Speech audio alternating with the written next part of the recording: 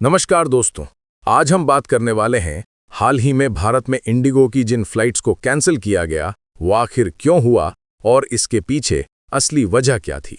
दोस्तों, भारत में हजारों लोग हर रोज हवाई यात्रा करते हैं और इंडिगो देश की सबसे बड़ी एयरलाइन है।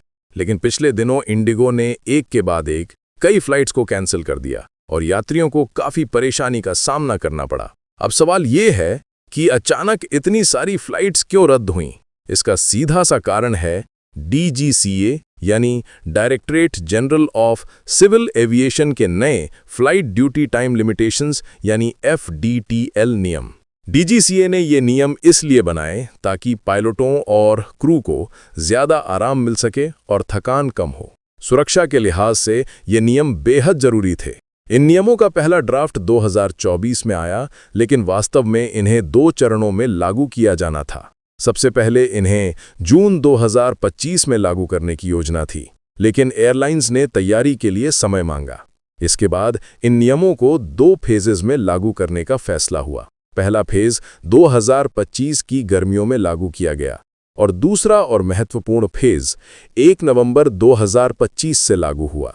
दूसरे फेज में रात की उड़ानें, नाइट ड्यूटी और पायलटों के वीकली रेस्ट में बड़े बदलाव किए गए। अब पायलट लगातार कई रातों तक उड़ान नहीं भर सकते और नाइट लैंडिंग की संख्या भी सीमित कर दी गई थी। यहीं से दिक्कत शुरू हुई, क्योंकि फेज 2 लागू होते ही इंडिगो के पास इतने पायलट और क्रू उपलब्ध नहीं थे कि वो अपने पूरे फ्लाइट शेड्यूल को चला सके।